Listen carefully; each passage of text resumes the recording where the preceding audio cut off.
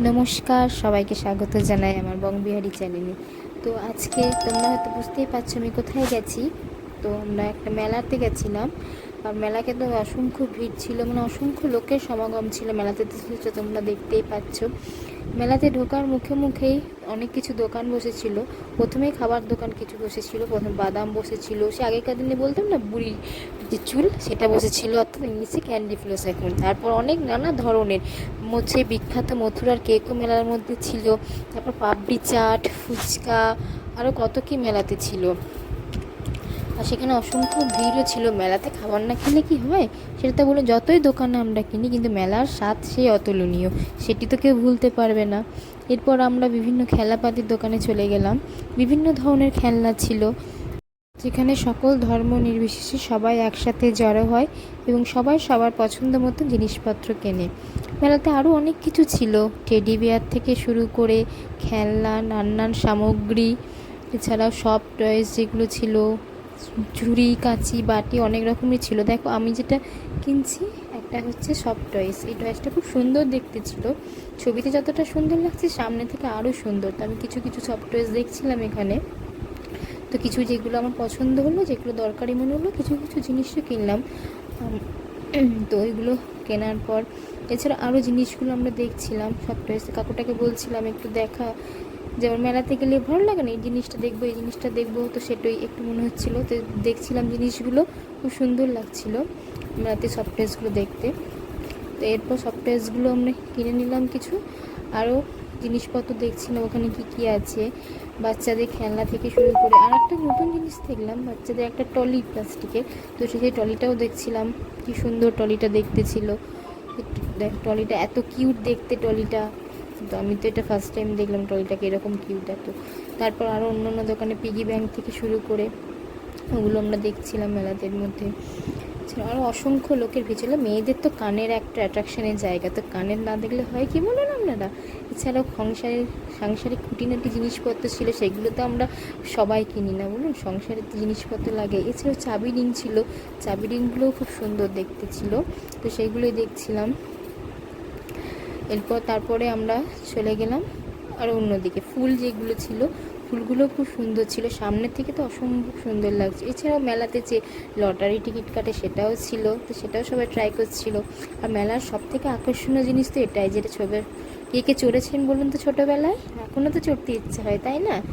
এবার বাচ্চাদেরও অনেক কিছু ছিল ওখানে, বাচ্চাদের গাড়ি, বাচ্চারাও খুব আনন্দ করছিল। এছাড়াও ঘোড়ার গাড়ি ছিল। আর এই যে বড় দোলনাটা দেখছি, আমার তো হয়ে ছোটোবেলায় খুব ভয় লাগতো চাপতে। আপনাদের কি লাগতো সেটা আমাকে বলে জানাবেন একবার, হ্যাঁ আপনাদের। আর এই যে বাচ্চাদের এই জাম্পিং বয়, এটাও খুব সুন্দর ছিল।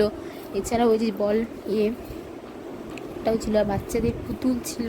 মানে মেলাতে কী না নেই, সমস্ত সব কিছুই মেলার মধ্যে ছিল, যেটা খুব ভালো লাগলো দেখে মেলাতে। আর এছাড়াও ঠাকুরের এখানে অসম্ভব ভিড় ছিল, ছোট থেকে শুরু করে বড় সবাই মানে মেলার মধ্যে মজা করেছে।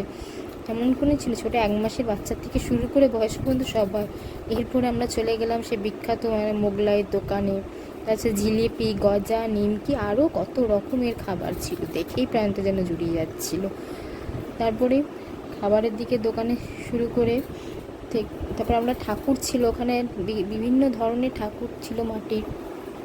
থাকবে নাও কেন বা, এটা যে 110 বছরের পুজো, মা লক্ষ্মীর পুজো ছিল এখানে। তারপর আমরা মন্দিরে দর্শন করার জন্য যাচ্ছিলাম, তো অসম্ভব ভিড় ছিল। ভিড় হবেও না কেন বলুন, অনেক পুরনো পুজো না, এই জন্য সবাই মানে আশেপাশ থেকে শুরু করে সবাই আসে।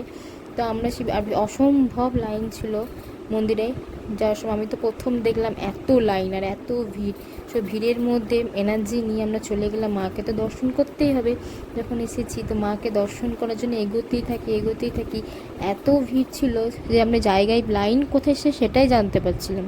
এরপর অনেক কষ্টে অবশেষে লাইনের শেষ পথ খুঁজতে তারপরে আমরা অবশেষে একটা লাইনের শেষ প্রান্ত পেলাম, এবং সেখানে দাঁড়িয়ে অপেক্ষা করতে লাগলাম ঠাকুরের জন্য, ঠাকুরকে দর্শন করার জন্য।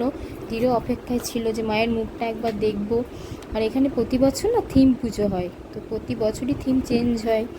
এবছরের থিম যেমন ছিল লক্ষ্মী নারায়ণের বিবাহ পর্ব, মা লক্ষ্মী এবং নারায়ণের কীভাবে বিবাহ হয়েছিল, তাদের পুরাণ কাহিনী এসবই ছিল এই মেলার কাহিনীর মধ্যে।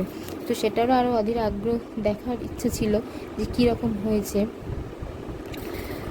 তো আমাদের এখানে তো এরকম একটা থিম, মানে 110 বছর পুরনো লক্ষ্মী পুজো হয়। তোমাদের ওখানে কাদের কী পুজো হয় সেটাও বলবে, আমাকে জানাবে, ঠিক আছে?